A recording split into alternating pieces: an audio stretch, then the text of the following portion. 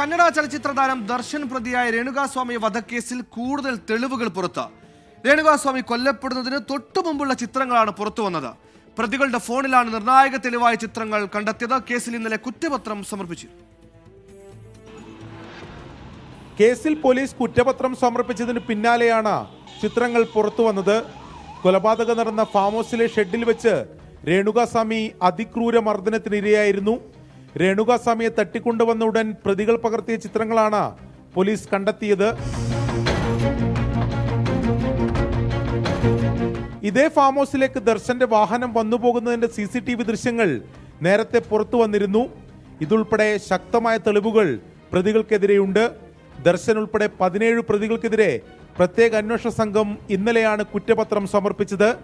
കേസിൽ നടിയും ദർശന്റെ സുഹൃത്തുമായ പവിത്ര ഗൌഡ 1-ാം പ്രതിയും ദർശൻ 2-ാം പ്രതിയുമാണ്. പവിത്രക്ക് അശ്ലീല സന്ദേശം അയച്ചെന്ന് ആരോപിച്ചാണ് രേണുകാസ്വാമിയെ തട്ടിക്കൊണ്ടുപോയി കൊലപ്പെടുത്തിയത്. 24 ബംഗളൂരു.